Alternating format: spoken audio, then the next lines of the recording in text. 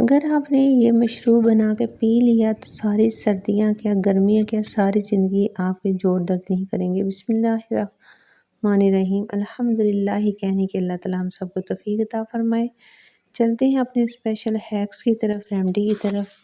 बिस्मिल्लाहिर्रहमानिर्रहीम। अल्लाह ताला सबके घर में बरकतों का रहमतों का नज़ुल फरमाए। तो यहाँ पे आप देख रहे हैं सेब और एलोवेरा।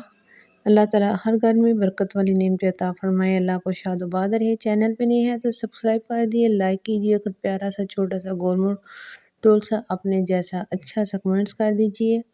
यकीन जानिए ये आप वीडियो देखने के बाद और आप इसको बनाने के पीने के बाद दुआएं भी देंगे इंशाल्लाह ताला, और कमेंट्स भी ज़रूर कीजिएगा। यहाँ पे आप देख रहे हैं सेब, और सेब जो है आपको पता है कि इसके कितने ज़्यादा फ़ायदे हैं। इसके मैं फ़ायदे बताने बैठूँगी तो वीडियो बहुत लंबी हो जाएगी, लेकिन यहाँ पे हम अपने मेन काम की बात करते हैं। यहाँ पे आप देख रहे हैं एलोवेरा और सेब। तो एलोवेरा हम क्या करेंगे, इतना सा हिस्सा जितना आपको बता रहे हैं इतना सा इसका गूदा ले लेंगे, और एक ही हम एप्पल ले लेंगे, एक ही सेब ले लेंगे। और अब हम इसका बनाने लगे हैं शेक। हमने इसमें कुछ भी नहीं ऐड करना है। यहाँ पे मैंने एक गूदा निकाल लिया, उसको पहले मैंने वॉश कर लिया था, लेकिन अब इसको छीलने के बाद दोबारा वॉश करूँगी। और सेब के मैंने पीस कर लिए, छिलके आपको पता है छिलकों में बहुत ज़्यादा फ़ायदे होते हैं। कुछ लोग छिलके नहीं खा सकते, सेब छिलके खाते हैं, ख़ास तौर पे हमारे बुज़ुर्ग या जिनके दांत कमज़ोर हैं या जिनके मुँह में दांत नहीं है, जिसकी वजह से उन्हें सेब खाने में दिक्कत होती है, उनके लिए ये फ़ायदेमंद है। तो अब यहाँ पे देखिए सेब मैंने काट लिया और इसके साथ साथ मैंने एलोवेरा का पीस ले लिया। अब यहाँ पे मैंने इसका शेक बना लिया। इसमें मैंने हस्बे मामूल एक आधा कप पानी डाला था, इसके अलावा ज़्यादा कुछ नहीं डाला। आप 1 कप भी पानी डाल सकते हैं। यहाँ पे मैंने 2 अफराद के लिए बनाया है, 2 सेब और एलोवेरा का पीस। इसमें आपने कोई चीनी नहीं डालनी, अगर आप चाहें तो इसमें शक्कर या गुड़ डाल सकते हैं। आप यकीन जाने ये 2 या से 4 मिनट में तैयार होने वाला मशरूब आपको डॉक्टरों से बचाएगा, आपके जिस्म दर्द से निजात देगा। घुटनों के दर्द है, टखनों का दर्द है, कमर का दर्द है, पीरियड्स प्रॉब्लम है, कोई भी है, आप इसको बना के पिए, इंशाल्लाह ताला अल्लाह आपको शिफ़ाए कामिला अता फरमाएगा। हमारे घर में एक ये पसंदीदा मशरूब समझा जाता है, बीमारी की हालत में, तकलीफ़ की हालत में तो यही बनाया जाता है। आप इसको बनाइए, पिए, हर दर्द का इलाज है इंशाल्लाह ताला। उम्मीद है आपको ये हैक पसंद आया होगा, कमेंट्स में बताइएगा। चलते हैं नेक्स्ट हैक की तरफ। अक्सर हमारे बैग में इस तरह सेफ्टी पिन जो है फँस जाती है, जिससे हमारे बैग का सत्यानाश हो जाता है, या कोई भी आपका स्टालर या स्कार्फ जिसको आप लगाते हैं तो हमारे लिए काफ़ी परेशानी होती है कि हमारी चीज़ की हालत चेंज हो जाती है और फिर हमें दुःख भी होता है। और फिर कभी-कभी तो सेफ्टी पिन में भी गुस्सा आता है, लेकिन ये भी एक ज़रूरत है ज़िंदगी की, इसलिए इसको लगाने के लिए हम आपको एक ऐसा तरीका बताएँगे जिस पे आप अमल करके अपनी बहुत सारी परेशानी से ख़त्म हो जाएंगे। तो इसका हल है नेल पेंट। बेबी की नेल पेंट लगाना, नेल पॉलिश लगाना जायज़ नहीं है, लेकिन मजबूरी की हालत में हम कहाँ इस्तेमाल करते हैं। यहाँ पे हम एक जितने आपके पास सेफ्टी पिन आप जब डालते हैं, आप सबको इसी तरह नेल पेंट लगा कर रख दिया करें जब ये ड्राई हो जाए। अब नेल पेंट लगाने के बाद मसला है ये इसको पकड़ के रखते रहें, इतनी देर बैठे रहें या इसको कहाँ पे लगाएं। तो आपने इसको इस तरह लगाना है, इस तरह रखना है कि नेल पेंट जल्दी जल्दी खुश्क हो जाए। तो यहाँ पे नेल पेंट मेरे पास जितने भी सेफ्टी पिन हो, मैं उनको नेल पेंट लगाने के बाद ड्राई इस तरह करती हूँ।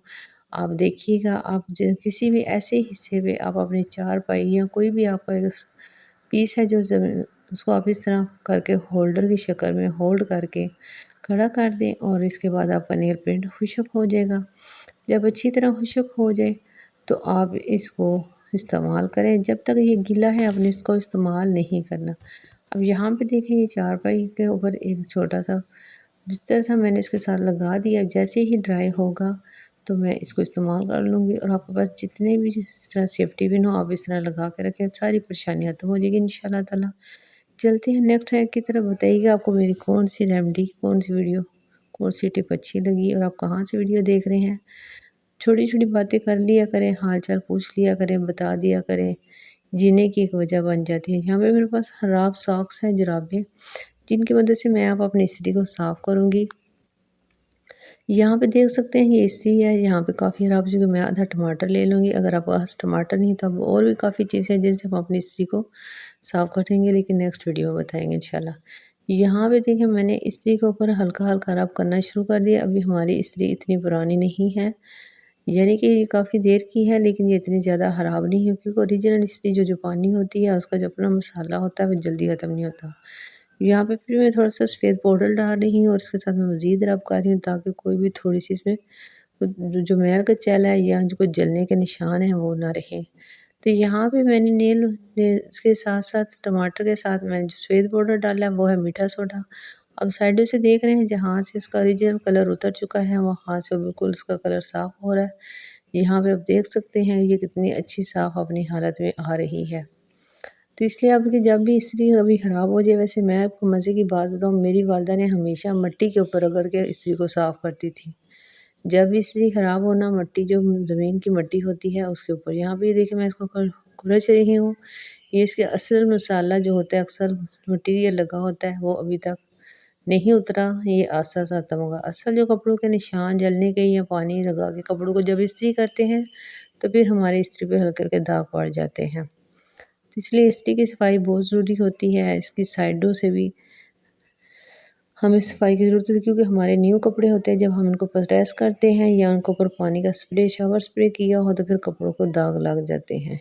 इसलिए आप अपनी इस्त्री की सफाई का ख़ास ख्याल रखें ताकि आपको घर को मर्दों, भाइयों, बेटों से इसको डाँटना पड़े कि कपड़ों पे दाग क्यों लग चुके हैं। और ये सॉक्स या जुराब बड़ी ज़बरदस्त चीज़ होती है चीज़ों को साफ़ करने के लिए। मेरी इस्त्री अल्हम्दुलिल्लाह साफ़ हो चुकी है। अल्लाह ताला से दुआ है आपको सेहत कामिला अता फरमाए। प्लीज़ आप चैनल को सब्सक्राइब ज़रूर कर दिया करें, लाइक कीजिए, कमेंट्स किया करें, एक हल्का सा टच करना, फिंगर लगाना, यकीन जानिए किसी की ज़िंदगी की बहुत ज़्यादा खुशियाँ होती हैं और उसकी कामयाबी का ज़रिया अल्लाह ताला ने आपको बनाया होता है। इसलिए चैनल को ज़रूर सब्सक्राइब कीजिए, लाइक कीजिए, कमेंट्स कीजिए और बताइएगा हमारी वीडियो कैसी लगी। ख़ास तौर पे जो हमने फर्स्ट रेमेडी जो बताई है सेब और एलोवेरा वाली, इसको आप ज़रूर बनाएं। अगर आपके बच्चे एलोवेरा पसंद नहीं करते तो आप उन्हें बताए बगैर बनाएं। आपके से बच्चों की सेहत आपकी सेहत है और कड़वा बिल्कुल नहीं होता। चलते हैं अपने नेक्स्ट हैक की तरफ। जी हाँ, यहाँ पे देख रहे हैं ये प्याज के छिलके जलाने के आपने बड़ी रेमेडियाँ देखी होंगी, लेकिन ये रेमेडी आपके पास जो आ रही है आपके होश उड़ा देगी कि इससे आपके बाल कभी भी दोबारा सफ़ेद नज़र नहीं आएंगे। ये हम आपको एक शॉर्ट टेलर बता रहे हैं कि हमने प्याज के छिलके और इसमें एक और ऐसी चीज़ ऐसी डाल के जलाई है और इसको स्टीम में जलाया कि देखिए प्याज के छिलकों को खुद ही आग पड़ी और 2 सेकंड के अंदर प्याज के छिलके जल गए। चलते हैं अल्लाह के रसूल सल्लल्लाहु अलैहि वसल्लम ने ख़वातीन को मुखातिब करके फरमाया कि तुम अपने अल्लाह ताला की ज़्यादा तस्बीह किया करो, सुबहानल्लाह और तहलील ला इलाहा इल्लल्लाह और तक़दीस सुबहानल्लाहिल मालिकुल क़ुद्दूस को लाज़िम कर लो। इन तस्बीहात को उँगली पर शुमार किया करो, इसलिए कि कल क़यामत के दिन इन उँगलियों से सवाल होगा और वो दो गवाही देगी। हरगिज़ कोताही और गफलत मत करना।